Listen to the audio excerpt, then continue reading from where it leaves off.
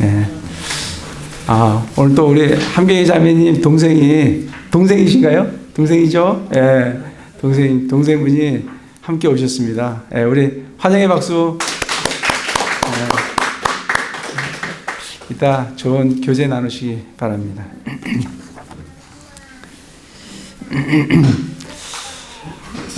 지난주에 우리가 계속 로마서를 지금 보고 있는데, 로마서 10장에 지난번에 로마서 10장을 봤습니다. 이스라엘이 하나님의 의를 알지 못해서 자기 의를 세우려고 하나님의 의에 복종하지 않은 것을 우리가 보게 되었습니다. 이 하나님의 의는 우리가 계속해서 지금까지 공부했다시피 하나님의 의는 예수 그리스도가 하나님의 의십니다. 그의 일컬을 이름이 주 곧 우리의 의라 이렇게 말씀하시면서 예수님이 바로 우리의 의시라고 그렇게 말씀을 해 주셨습니다. 10장 4절에도 보면 그리스도께서는 믿는 모든 자에게 의가 되시기 위해 율법의 끝마침이 되시느니라 이렇게 말씀을 해주고 있습니다. 그러나 이스라엘은 정말 이 의를 알지 못해서 하나님께서 그 의를 너무나 많이 그들에게 알려주셨는데도 참 그들은 듣지만 그 복음에 순종하지 않음으로 말미암아 그 의를 알지 못하고 그 의에 복종하지 않는 이스라엘을 보게 됩니다.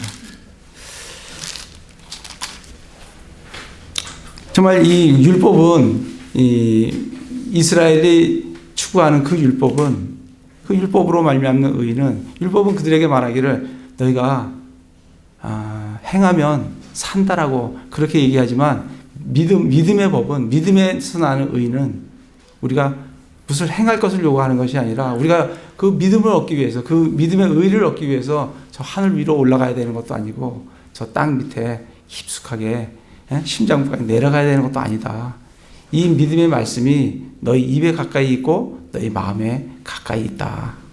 그래서 정말 우리가 내 입으로 예수님을 주로 시인하고 주 예수님을 시인하면 주 예수님을 시인한다는 것은 예수님을 주님으로 육체로 오신 그 예수님이 하나님이신 것을 시인하고 그리고 그분이 죽은 자들로부터 부활하신 것을 믿으면 우리가 구원을 받는다라고 말씀을 해주셨습니다. 이스라엘은 많이 들었지만 그 전한 것을 믿지 않았습니다. 그래서 그들은 걸려 넘어졌어요.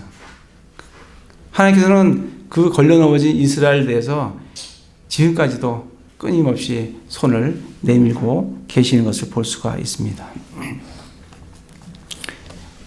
오늘 말씀은 11장 말씀을 좀 나누고자 합니다. 제목은 이 신비에 대해라는 주제로 말씀을 나누고자 합니다. 그 이스라엘이 그렇게 거역하고 불순종하고 버려졌는데 하나님께서 그들이 11장 1절에 보면 이렇게 말씀하십니다. 그러면 내가 말하노니 하나님께서 자기 백성을 버리셨느냐? 그렇지 않다는 겁니다. 하나님께서는 이스라엘을 버리지 않으셨다라고 11장에서 말씀을 해주고 있습니다. 25절에 보면 11장 25절입니다. 형제들아 너희가 스스로 지혜 있는 것으로 여기지 않게 하기 위하여 이 신비에 대해 너희가 모르기를 원치 아니하노니 그것은 곧 이방인들의 충만함이 이를 때까지 일부가 눈머는 일이 이스라엘에게 생긴다는 것이라. 우리가 스스로 지혜 있는 것을 여기지 않는다라는 의미는 정말 이스라엘에 대해서 이스라엘의 미래에 대해서 어떤 정치적인 것이거나 역사적인 것이거나 그런 걸 통해서 이스라엘 미래를 우리가 알 수 있는 게 아니라는 겁니다. 이스라엘의 과거와 이스라엘의 현재와 또 이스라엘의 미래는 어떤 세계의 열강들에 의해서 그들의 미래가 결정되는 것이 아니라 어떤 유엔에 의해서 그들의 미래가 결정되는 것이 아니라 하나님의 뜻에 있습니다. 하나님의 계획 가운데 있어요. 그렇기 때문에 우리가 우리의 지혜로 이렇게 될 것이다, 저렇게 될 것이다, 하나님의 이 계획을 모르는 가운데 이스라엘에 대해서 얘기하는 것은 참 어리석은 거예요. 그래서 우리는 성경에서 이스라엘에 대해서 어떻게 얘기하는지 그걸 잘 알아야 이스라엘 미래가 어떻게 되는지를 우리는 정확히 알 수가 있습니다. 그래서 25절에 사도 바울이 너희가 스스로 지혜로운 것을 여기지 않게 하기 위하여 내가 이 신비를 너에게 알려주겠다. 이 신비가 뭐냐면 이 신비에 대해 너희가 모르기를 원치 아니하노니 그것은 곧 이방인들의 충만함이 이를 때까지 일부가 눈머는 일이 이스라엘에게 생긴다는 것이라. 그리하여 온 이스라엘이 구원을 받으리라. 이게 신비라는 거예요. 성경에는 신비가 많이 나옵니다. 이 신비하고 이 비밀하고는 다른 거예요. 잘못하면 이 신비를 비밀로 이렇게 알기 쉬운데 비밀은 감춰져 있는 거예요. 그렇기 때문에 알 수가 없어요. 비밀은. 그게 비밀입니다. 근데 신비는 아주 경이로운 거예요. 놀라운 거예요. 그렇지만 그것은 알려주시면, 계시해 주시면 우리가 알 수 있는 거예요. 그게 신비예요. 그래서 신비는 비밀이 아닙니다. 모르는 것이 아니에요. 우리에게 계시해 주시고 알려주시면 우리가 알 수 있는 거예요. 고린도전서 4장 1절을 한번 가보겠습니다. 고린도전서 4장 1절에 보시면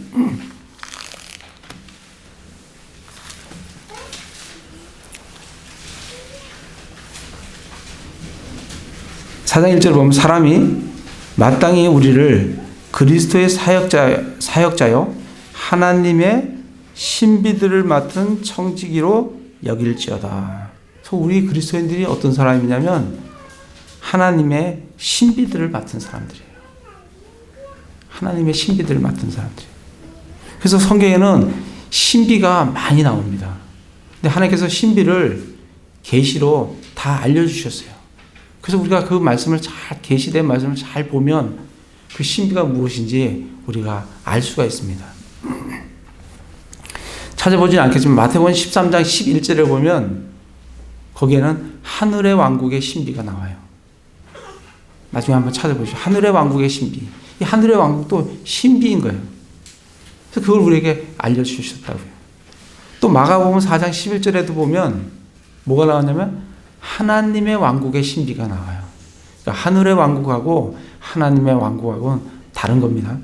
이 신비가 각각 나와요. 그것도 신비예요. 그걸 우리에게 계시로 알려주셨기 때문에 우리가 알 수가 있는 거예요. 그리고 또 어떤 신비가 있냐면 에베소서 6장 19절을 한번 가보겠습니다. 에베소서 6장 19절에 가면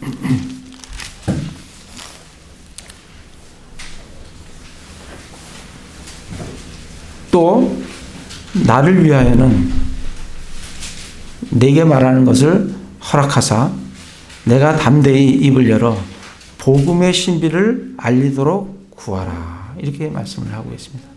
뭘 알리라고요? 복음의 신비를 알리라고요. 이 복음도 신비예요. 우리 지난주에 우리 복음에 대해서 나눴습니다. 로마서 1장 2절에서 4절에 보면 이 복음은 우리 주 예수 그리스도에 관한 것이에요. 육체로는 다윗의 씨에서 나셨어요. 하나님이신 하나님의 아들이신 예수님이 육체로 오셨다고요. 이게 신비입니다. 이거는 성경에서 알려주지 않으면 우리가 알 수가 없는 거예요. 그게 신비예요. 그리고 예수님이 오셨을 뿐만 아니라 그 하나님의 아들이신 하나님이신 육체로 오신 하나님이 십자가에 달려 죽으셨어요. 이것도 신비예요. 그리고 그 죽으신 분이 부활을 하셨어요.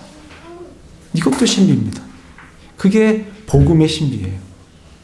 뿐만 아니라 그 복음을 믿는 자를 구원하시겠다는 거예요. 그 복음을 믿는 자를 하나님 앞에 의롭다고 하시겠다는 거예요. 그것도 신비예요. 그래서 이 복음의 신비를 사도 바울은 이 복음의 신비를 내가 알리도록 나 강구해 달라고 지금 기도를 하고 있습니다. 그거 외에 또 우리 신비를 하나만 더 찾아보면 고린도전서 15장 51절을 보겠습니다. 고린도전서 15장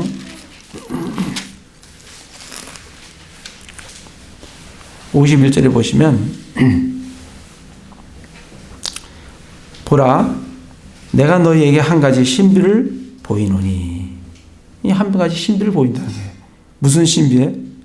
우리가 다 잠자지 아니하고 마지막 나팔 소리가 날 때에 눈 깜짝할 사이에 순식간에 다 변화되리라.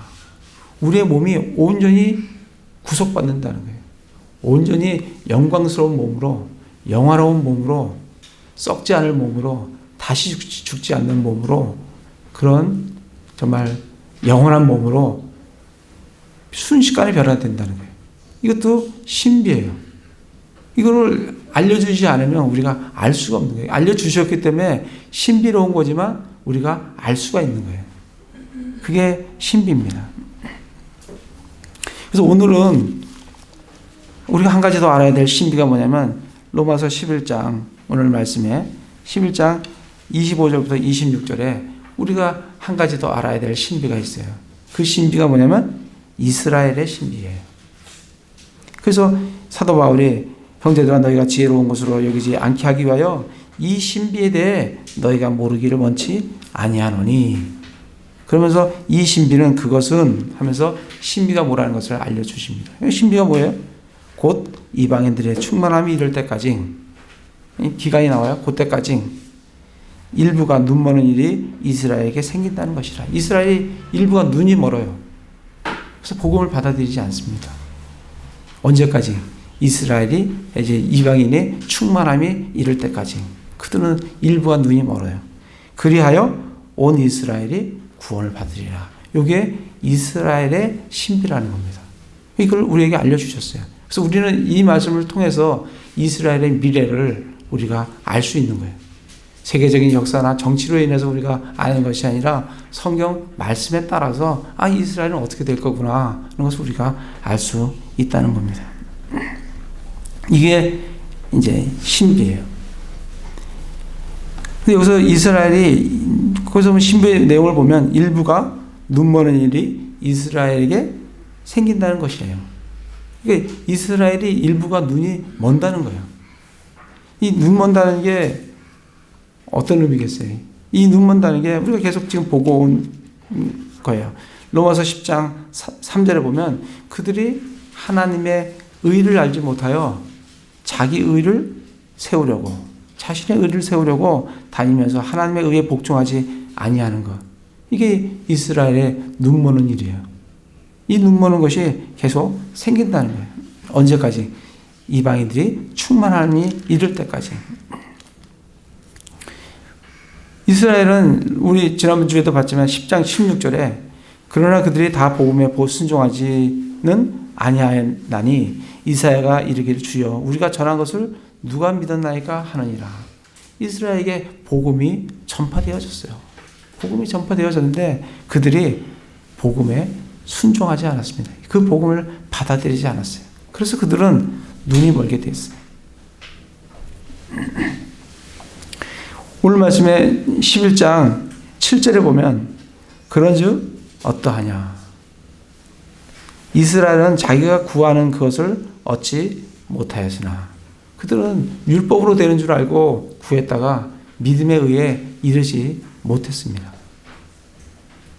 선택받은 자는 얻었고 그 나머지는 이날까지 눈멀게 되었으니 이스라엘이 눈이 멀었다는 거예요.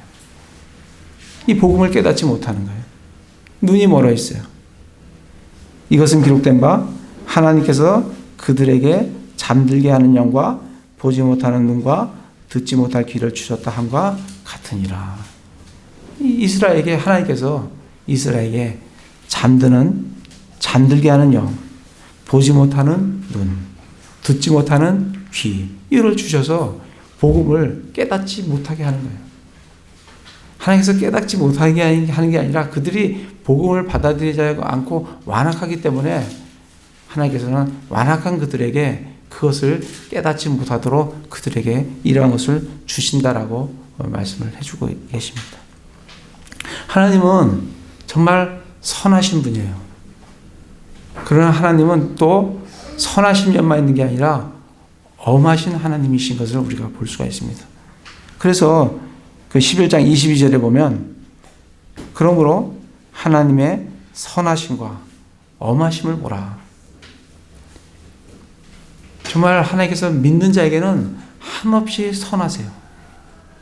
하나님께서 구원의 길을 제시한 그 구원의 길을 받아들이는 자에게는 한없이 선하십니다.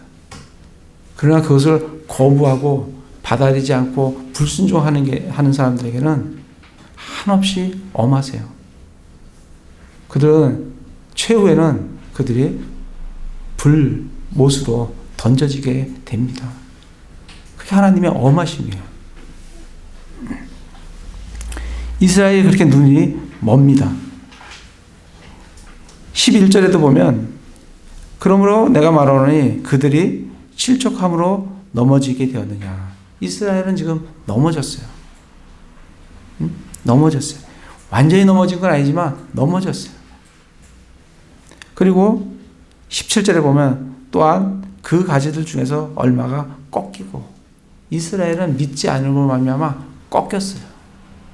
이게 이스라엘의 눈이 멀었다라고 지금 성경에서 말씀을 해주고 계십니다. 우리 고린도후서 잠깐 찾아보겠습니다. 고린도후서 3장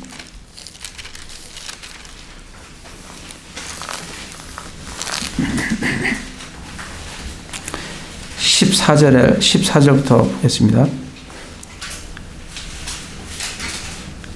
14절을 보시면 그러나 그들의 마음이 가려졌으니 이는 이날까지도 옛 상속 언약의 말씀을, 옛 상속 언약은 구약입니다. 옛 상속 언약의 말씀을 읽을 때 바로 그 베일이 벗겨지지 아니한 채 남아있기 때문이라. 그 베일은 그리스도 안에서 없어졌으나 이날까지도 모세의 글을 읽을 때 그 베일이 그들의 마음을 덮고 있도다. 그럼에도 불구하고 그들의 마음이 주께로 돌아서면 그 베일이 벗겨지리라. 그들은 그 구약의 율법으로 인해서 그들의 눈이, 마음이 덮여 있어요. 이게 예수님께로 돌아서면 그것이 벗겨지고 그 복음의 그 은혜를 누릴 수가 있는데 벗겨지지가 않는 거예요. 근데 이 벗겨지지 않는 게 언제까지 그러냐면 오늘 말씀에 이방인들의 충만함이 이를 때까지 이 이스라엘의 눈은 벗겨지지 않는다는 거예요. 그러니까 누가 가서 이스라엘에 가서 복음을 전한다고 그들이 회심하는 게 아니라는 거예요. 이건 하나님의 때가 돼야 이스라엘은 멀었던 눈이 떠지고 회개하고 회심함으로 하나님께로 돌아서는 때가 있는데 그때가 언제냐면 이방인들의 충만함이 이를 때라는 거예요. 여태까지 이스라엘은 눈 멀게 되어져 있다라고 말씀을 해주고 있습니다. 그러면 이방인들의 충만함이 이를 때까지 이게 어떤 의미인가? 이때가 언제까지이길래 이때까지 이스라엘이 눈 멀게 되는가? 근데 우리 25절, 26절 말씀을 잘 보면 26절에 보면 그리하여 온 이스라엘이 구원을 받으리라. 이것은 기록된 바 시온에서 구출자가 나와 야곱에게서 경건치 아니한 것을 돌이키리니. 다시 말해 시온에서 구출자가 나온다는 것은 예수님이 재림을 하신다는 거예요. 이게 지금 재림의 문맥입니다. 이 재림의 문맥이기 때문에 이 이방인들의 충만함이 이를 때까지 이거를 해석하는데 두 가지로 해석을 주로 합니다. 첫 번째 해석은 뭐냐면 이방인의 수가 충만할 때까지 이렇게 해석을 해요. 왜냐하면 개역성경에 그렇게 번역이 되어 있어요. 이방인의 수가 충만할 때까지 full number라고 되어 있어요. full number. 그러니까 이방인들이 구원을 받아서 그 숫자가 많아질 때까지 그때까지 이스라엘은 눈이 먼다. 이렇게 해석하는 한 부분이 있고 또 한 부분은 그게 아니고 이방인들의 죄가 충만할 때까지 이스라엘의 죄가 충만하면 그때 이스라엘의 눈이 멀어진 것이 떠지고 그들이 온 민족이 구원을 받는다는 겁니다. 근데 이게 재림의 문맥에서 보면 초림의 예수님은 어떻게 오세요? 구원자로 오십니다. 우리를 구원하시기 오세요. 그런데 재림의 예수님은 심판자로 오십니다. 심판하시기 위해서 오세요. 우리가 성경 전체를 보면 하나님의 심판은 항상 죄가 가득 찰 때 심판하시는 것을 우리가 볼 수가 있습니다. 우리 창세기 6장을 보겠습니다. 창세기 6장에 보시면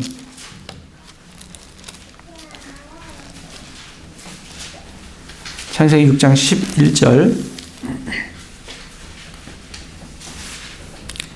11절에 보시면 땅도 하나님 앞에 부패하여 폭력이 땅에 가득하더라. 하나님께서 땅을 보시니 보라 그것이 부패하였더라. 이는 땅 위에서 모든 유체가 자기의 길을 부패시키기 때문이라. 하나님께서 노아에게 이르시되 모든 육체의 끝이 내 앞에 이르렀으니 이는 땅이 그들로 인해 폭력으로 가득하기 때문이라. 보라 내가 그들을 땅과 함께 멸하리라. 하나님의 심판은 인간의 죄가 가득할 때 하나님의 심판이 늘 내려지는 걸 볼 수가 있습니다.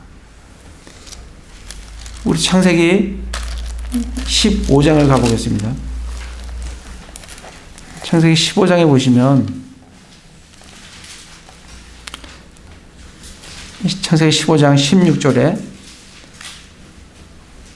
14절부터 보겠습니다. 또한 그들이 섬길 그 민족을 내가 심판하리니 그 뒤에 그들이 큰 재물을 가지고 나오리라.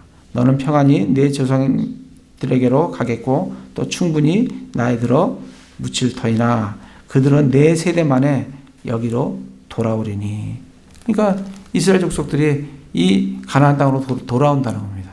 언제냐면 이는 아모리 족속의 불법이 아직 충만하지 아니하기 때문이라 하시니라.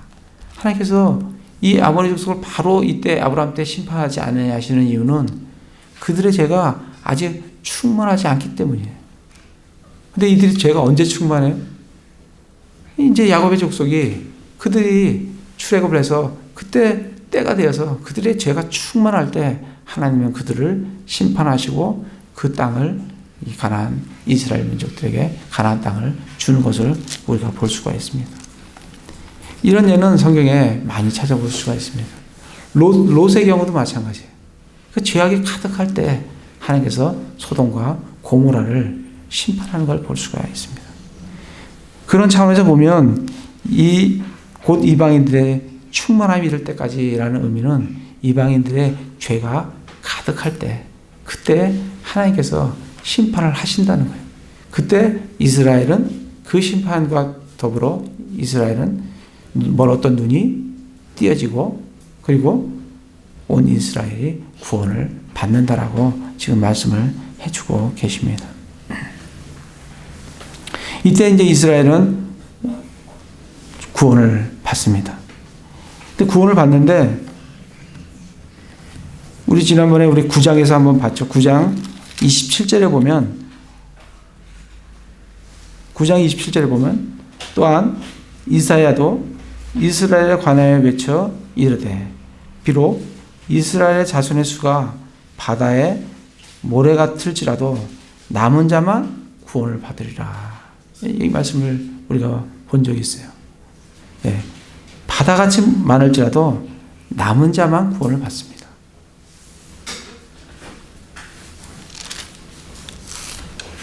(11) 11장으로 와서 11장 1절부터 5절에 보면 1절에 보면 그러면 내가 말하노니 하나님께서 자신의 백성을 버리셨느냐? 이스라엘 백성은 하나님께서 안 버리셨습니다. 결코 그럴 수 없느니라. 나도 이스라엘 사람이요. 사도 바울도 이스라엘 사람이에요. 그리고 아브라함의 씨요. 씨에서 난 자요. 베냐민의 지파에 속한 자니라. 하나님께서 자신이 미리 하신 자신의 백성을 버리지 아니하셨나니 너희가 성경 기록이 엘리야에 대해 말하는 것을 알지 못하느냐. 그가 이스라엘 대적하여 하나님께 중보하여 이르되 주여 그들이 주의 대언자를 죽이고 주의 제단을 파헤쳤으며 남아 홀로 남았거늘 그들이 내 생명도 찾나이다. 이렇게 엘리야가 하나님 앞에 기도를 하는 걸 볼 수가 있어요. 자기 혼자만 남았다는 거예요. 대언자들 다 죽었다는 거예요. 그런데 하나님께서는 4절에 뭐라고 말씀하세요? 그에게 주신 하나님 대답이 무엇라 말하느냐? 내가 나를 위하여 바알의 형상에 무릎을 꿇지 아니한 사람 7,000명을 남겨두었노라 하나니. 하나님은 다 엘리야의 눈에는 다 죽은 것 같지만 그러나 하나님께서는 7,000명이라는 이스라엘 전체에 대해서는 많은 숫자가 아닐지 모르지만 7,000명이면 적은 숫자는 아니에요. 그런 숫자의 남은 자를 지금 그때 엘리야 때 남겨 두셨다는 거예요. 그런즉 5절에 그런즉 이와 같이 이 현 시대에도 은혜의 선택에 따라 남은 자가 있느니라. 그러니까 엘리야 시대 때도 남은 자가 있어요. 그리고 사도 바울 시대에도 다 안 믿는 것 같지만 정말 신약 초기에 믿는 사람들이 대부분이 유대인들입니다. 12사도가 그랬고 그리고 7집사가 그랬고 그때 당시에 믿었던 사람은 다 유대인들이에요. 그들이 소수의 남은 자라고 말씀을 해주고 있습니다.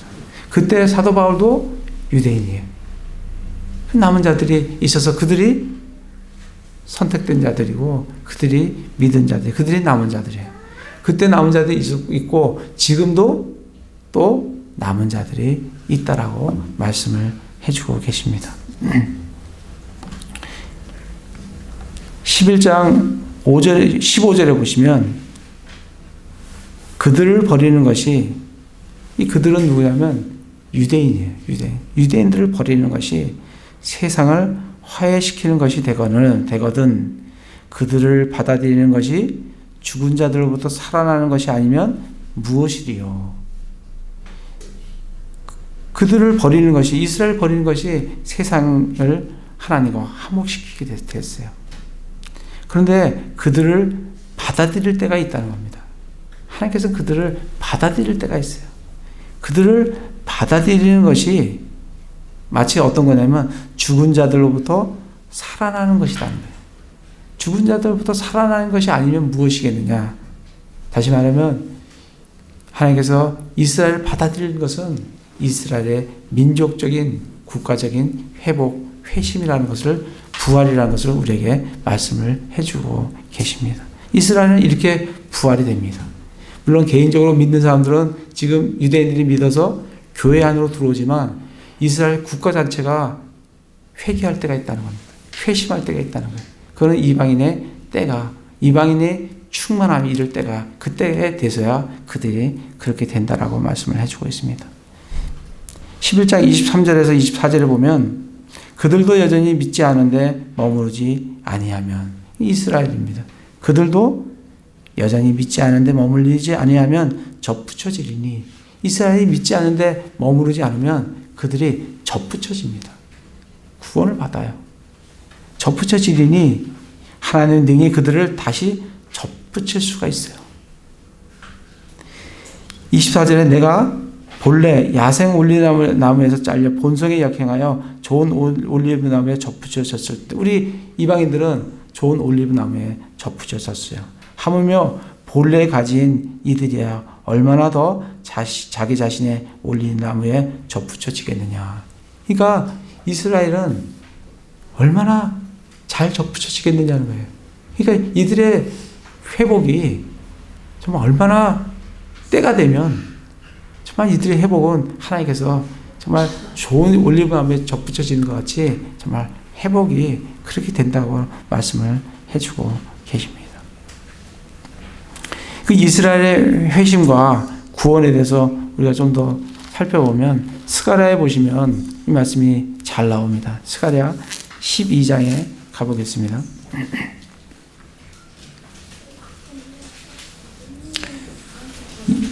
이 스가랴에 보시면 이 스가랴 12장 1절부터 이렇게 보시면 어떤 단어가 이게 반복되냐면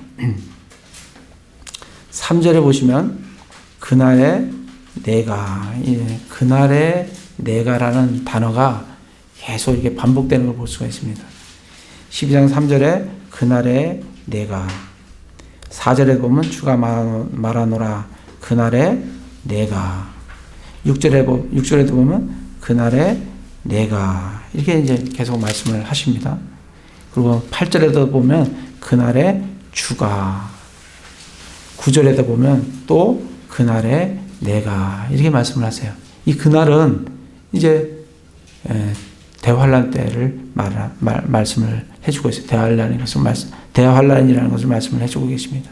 그때 9절에 보면 그날에 내가 예루살렘을 치러 오는 모든 민족들을 멸하려 하리라, 이렇게 말씀하시면서 10절에 내가 다윗의 집과 예루살렘 거주민들 위해 은혜의 영과 간구하는 영을 부어주리니 그들이 나 곧 자기들이 찌른 나를 바라보고 사람이 자기 외아들을 위하여 애곡하듯 그를 위하여 애곡하며 사람이 자기의 처음 난 자를 위하여 쓰라리게 슬퍼하듯 그를 위하여 쓰라리게 슬퍼하리로다.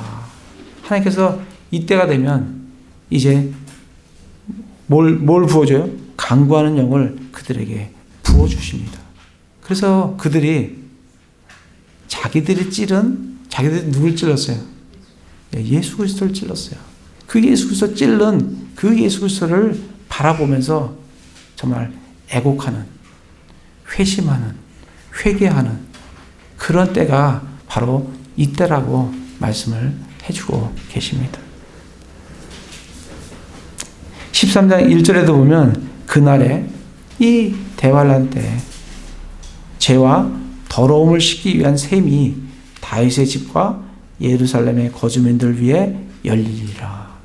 이때 정말 이스라엘의 죄가 씻기는 그런 셈이 다윗의 집과 예루살렘의 거주민들을 위해서 열린다라고 되어 있어요. 그러면서 이들이 어떻게 돌아오냐면 8절 9절에 보면 주가 말하노라 그 온 땅에서 이스라엘 땅이에요.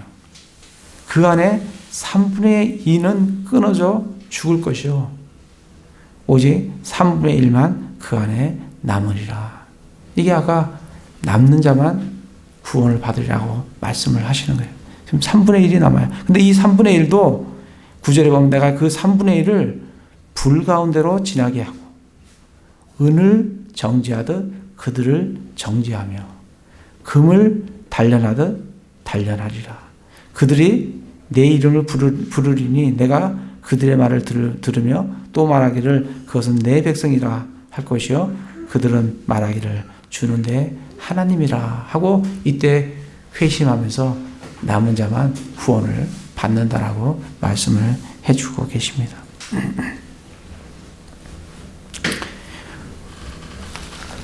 우리 한 구절만 더 찾아보겠습니다.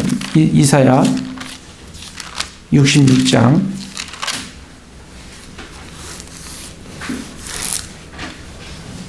7절에 보시면 이사야 66장 7절에 보시면 그녀는 누구냐면 이스라엘입니다. 그녀가 진통을 겪기 전에 해산하고 자기의 고통이 임하기 전에 사내 아이를 낳았으니 누가 그런 일을 들었느냐? 누가 이런 일을 보았느냐? 땅이 하루 만에 만들어서 열매를 내겠느냐? 땅이 하루 만에 만들어서 열매를 내겠습니까? 우리는 아니다. 그렇게 말씀을 할 거예요. 혹은 한 민족이 순식간에 태어나겠느냐?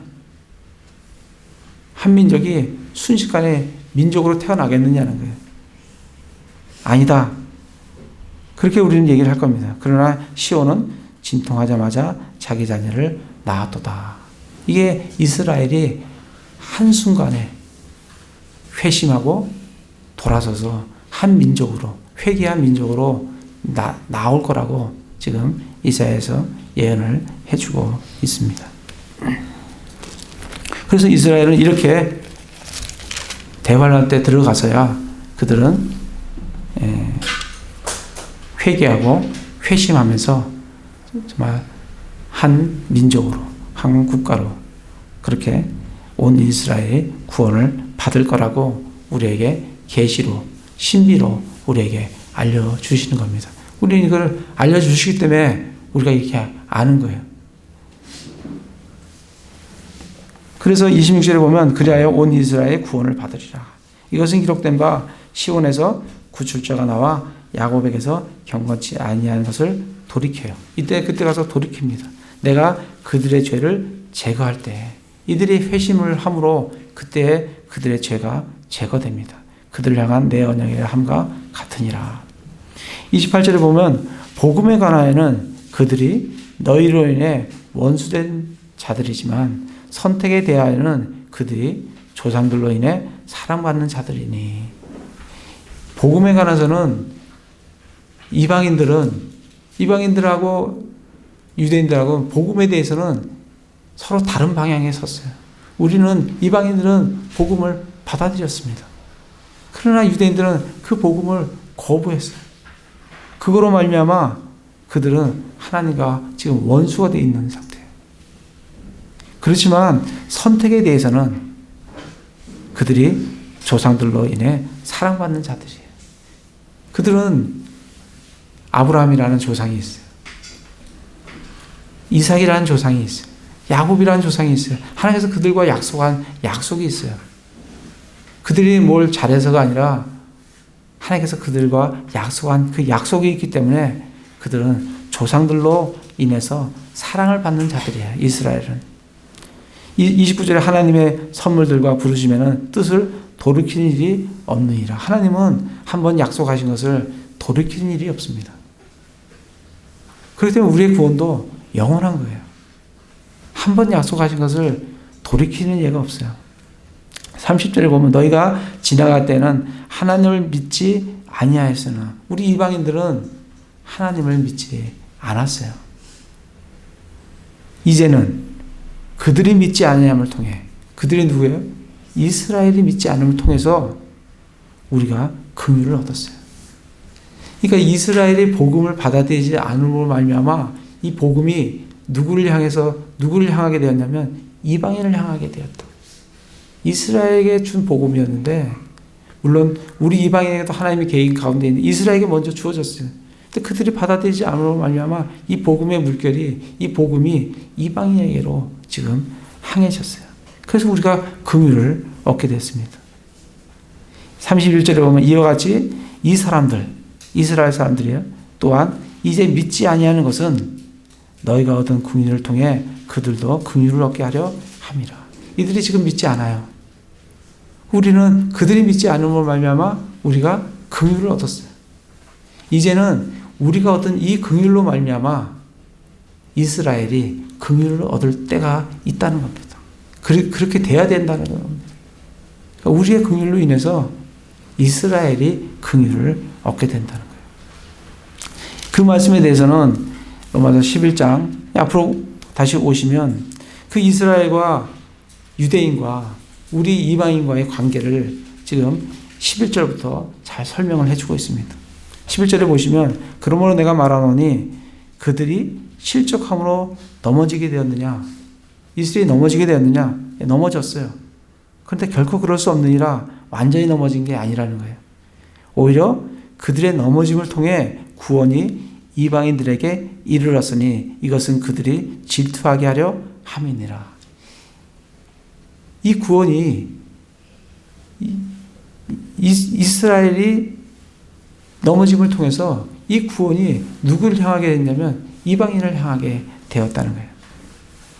그래서 이방인들로 향하게 돼서 이방인들이 믿은 것을 보고 그것을 질투하게 해서 이스라엘이 믿도록 그렇게 지금 하시겠다는 거예요.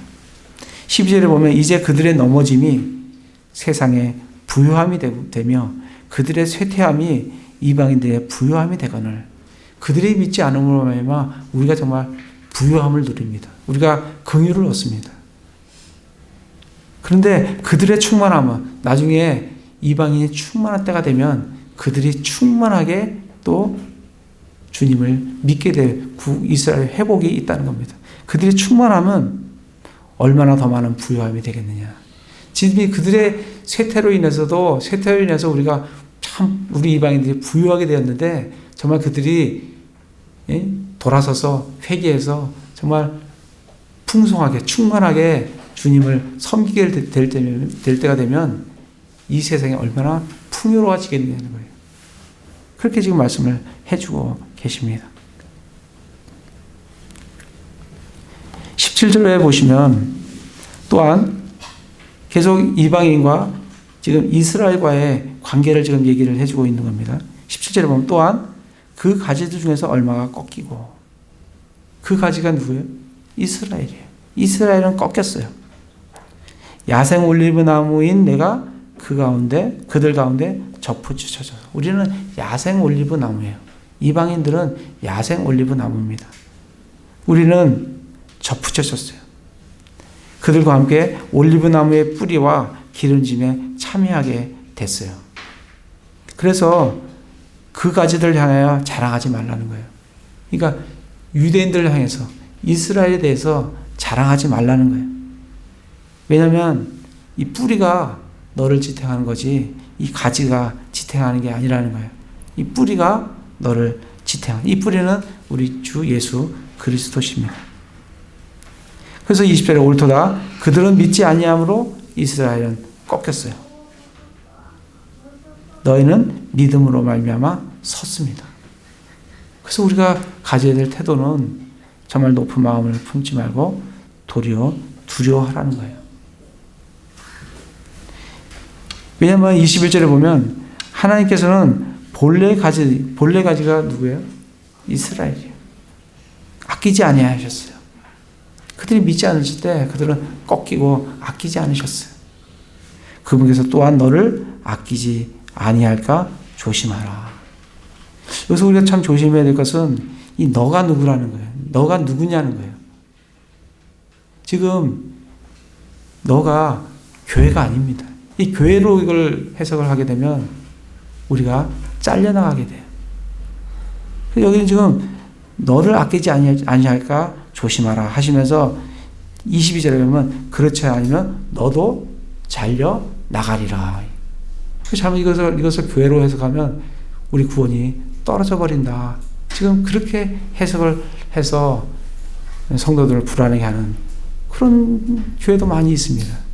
여기서는 지금 그 너가 누구냐면 너는 이방인이에요. 지금 유대인과 이방인을 지금 비교해주고 있는 거예요. 13절에 보면 내가 이방인들인 너에게 말하노니, 너가 대상이 누구냐면 이방인이에요. 그러니까 지금 이스라엘에게 복음이 전파됐는데 이스라엘이 받아들이지 않았어요. 그래서 그 복음의 물결이 어디로 흘러갔어요? 이방인에 갔어요. 근데 지금은 은혜의 시대예요. 이방인들이 구원을 받을 수 있는 은혜의 시대예요. 근데 이 시대가 지속되는 게 아니에요. 어느 때 되면 이방인들의 죄가 충만할 때가 되면 이제는 이스라엘의 눈이 거쳐지고 이스라엘이 회심하고 이제는 더 이상 이방인의 문이 열렸던 이방인의 문이 닫힌다는 거예요. 그때는 하나님께서 이제 이방인들 상대하는 게 아니라 이스라엘을 상대해서 그들과만 상대해서 은혜의 복음이 전파되는 것이 아니라 하늘의 왕국의 복음이 전파되는 시기가 있다는 거예요. 그때는 더 이상 이방인들에게 문이 열린 문이 닫힌다는 거예요. 그렇기 때문에 조심하라는 거예요. 이방인들 조심하라는 거예요. 유대인들도 잘렸는데 너희들 자르는 거 하나님이 때 되면 잘린다는 거예요. 조심하라는 거예요. 여기 너를 교회로 보면 안 됩니다. 지금 교회를 얘기하는 게 아니에요. 이방인과 유대인을 지금 비교해서 지금 말씀을 해주고 계시는 겁니다. 그래서 정말 오늘 말씀을 정리를 하면 정말 하나님은 이스라엘을 결코 버리지 아니하시는 분이세요. 그들이 넘어졌지만 그들이 그냥 완전히 넘어진 게 아니에요. 하나님은 하나님의 선물들과 부르심에는 뜻을 돌이키는 일이 없으세요. 하나님은 신실하신 하나님이십니다. 약속을 지키시는 하나님이세요. 그렇기 때문에 이스라엘을 결코 버리지 아니하십니다. 그러나 이스라엘의 넘어짐을 통해서 복음이, 긍휼이 우리에게, 이방인에게로 넘어왔어요. 때가 되면 이스라엘이 눈 먼 것이 다시 눈이 떠지면서 그들이 회복할 때가 있다는 거예요. 회복할 때가 있습니다. 그때는 이방의 문이 닫힌다는 거예요.